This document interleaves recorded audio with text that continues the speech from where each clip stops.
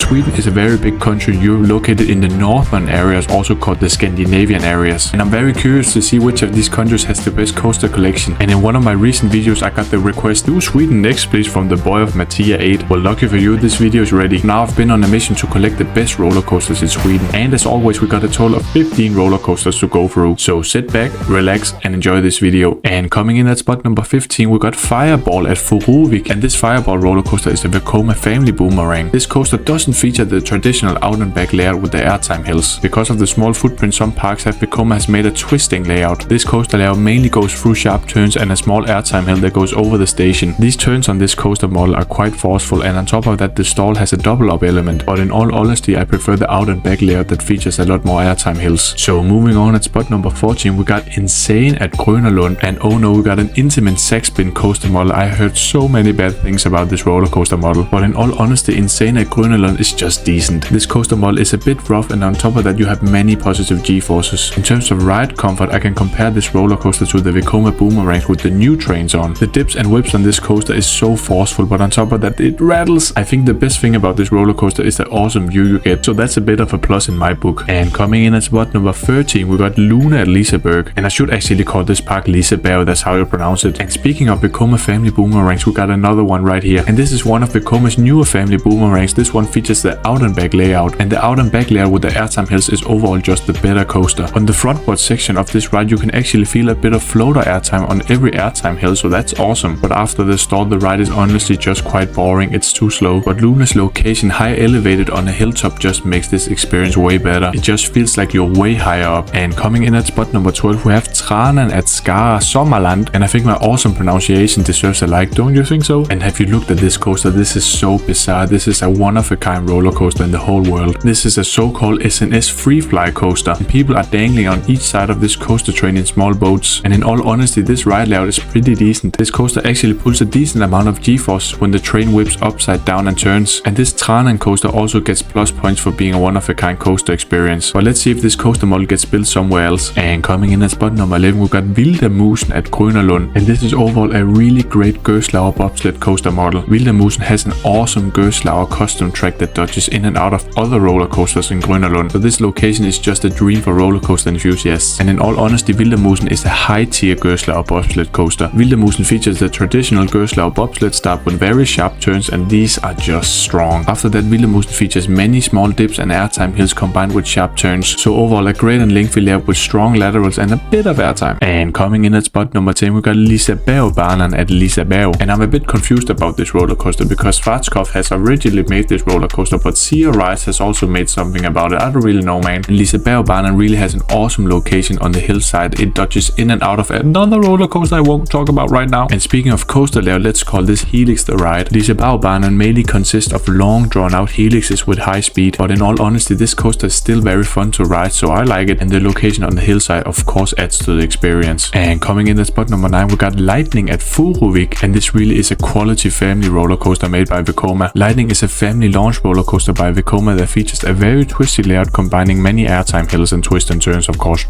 What makes this roller coaster special is that it has 2 laps, and the second lap is just way faster than the other one. The first lap isn't even as forceful as a Vekoma boomerang, but the second lap, oh that's good, man. The second lap on Lightning gives a bit of airtime and also some decent positive G-forces, and the great pacing on the second lap just makes this ride land here on the list. And coming in at spot number 8 we got Jetline at Grönerlund, and for good sake this roller coaster is being scrapped because it had an accident, but Jetline really was a great and lengthy Schwarzkopf roller coaster. And on top of that this roller coaster had an extended Schwarzkopf layout. This coaster starts off with a spiral lift, and after that you have a very drawn out hill that goes into a tunnel, and then it has a cool overbank over the water. This custom high speed start on this roller coaster also flies over other roller coasters. It just looks so cool. After that Jetline flies into a sharp twisted drop with decent airtime, and the rest of the layout is the typical Schwarzkopf elements that are pretty decent. And moving on, at spot number 7 we got Valkyria at Liseberg, and in all honesty this is a pretty decent B&M dive coaster. You of course have your iconic dive drop that gives this stomach dropping feeling, but surprisingly the rest of this layout on Valkyria is pretty decent. You have a great pacing. After a decent Immelmann inversion you have a strong fast paced overbank and into a 0G roll. The roller coaster then keeps the high pace and dives down low to the ground and then up in the turnaround, and then the coaster flies up into a hang time filled hardline roll. When thinking about this coaster I would actually call it a high tier B&M dive. And coming in at spot number 6 we got Twister at Grönerlund, and surprisingly this wooden roller coaster is what Jetline flies was over in the start, and in my opinion this is the best family roller coaster in Sweden. Twister is a small family roller coaster by the Gravity Group, but these forces on these small woody coasters are just crazy. Twister has a very lengthy wooden coaster layout combining ejector airtime hill after ejector airtime hill, and these small Gravity Group wooden roller coasters are the definition of no bark and all bite. These small ejector puffs are some of the strongest in Sweden, so that's why this coaster lands here on the list. Now coming in at spot number 5 we have Kanon at Liseberg. This coaster is unfortunately not at Liseberg anymore, it is standing at Lost Island now. This coaster is actually a very rare Intamin accelerator model. This small Intamin coaster starts off with a very punchy hydraulic launch, and even though Kanon isn't that big of a roller coaster, it really packs a punch everywhere. Kanon packs a lot of airtime on the top hat and small hills, and on top of that you also have a great vertical loop. This very small and relentless roller coaster finishes off with a hardline roll with hang time. The only negative thing about this roller coaster is the old Intamin vest restraints. These are just digging in your shoulders. And now coming in at spot number 4 we got Monster at Grönerlund. This is a very unique B&M inverted coaster. Grönerlund doesn't have much space to work with, so this roller coaster station is beneath the ground, so when the ride layout on Monster is done you need to dip under the ground yet again. That looks awesome. Before talking about the ride experience, the queue line is also great on this coaster. The star element on Monster is of course the scenic twisted drop by the water, and this drop really is one of the best B&M invert drops in the world. After that you have a decently forceful custom B&M invert design that flies over the pathways in Grönerlund, and surprisingly on this roller coaster the inversions aren't the most forceful, it is the twist and turns. So in all honesty I think Monster is a mid-tier B&M inverted coaster, but that still makes it a great coaster overall. So now coming in at spot number 3 we got Balder at Liseberg, and this big wooden roller coaster in Liseberg are really one of those rare Intamins that are around the world, and surprisingly Balder has actually gotten the whole refurbishment that El Toro also needs, so this wooden roller coaster is almost just as smooth as a steel roller coaster. Balder starts off with a great first drop that is very twisty in the back row. After that this coaster layout is a lengthy mix of airtime turn, and airtime turn. In all honesty I really like this layout because every airtime hill just hits with flowjector airtime, but I'm not really sure about if I prefer the front row or back row, so let me know in the comments what you prefer on Balder. And coming in at spot number 2 we got Helix at Liseberg, and Liseberg yet again takes another spot in the top 3. Helix is overall an awesome multi-launch roller coaster by Mack Rides. This roller coaster also has the awesome location on the hillside of Liseberg that makes this roller coaster look even bigger and cooler. Helix really has an awesome start with the dip into a corkscrew and then the turn into the launch, and after that this roller coaster layout is just a relentless ride experience with ejector airtime, floater airtime, hang time fill inversions and whip. Helix also has an incredible inversion count of 7, and all these inversions are quite different from each other. You have the hang time, you have the positive G's and also the whip. And coming in at spot number 1 we got Wildfire at Kolmården. It is so funny to see that a zoo out in nowhere in Sweden just decided to make Sweden's best roller coaster. Wildfire is a huge wooden roller coaster made by RMC, and the height of Wildfire actually ties with the tallest wooden roller coaster in the world. This amazing drop is best experienced in the back row of course. Wildfire flies through the beautiful landscape into big stall elements and wave turns, and after these huge elements Wildfire goes into a twisting layout with many twists and turns and airtime hills. This coaster just has a world-class location and a world-class layout, but Wildfire has been criticized for being too slow at the end of this layout. And if we quickly look at the parks with the most coasters on the list, we have Liseberg with 6 coasters, we have Grönerlund with 5 coasters, we have Furuvik with 2 coasters, Kolmården with 1 coaster, and Skara Sommerland with 1 coaster.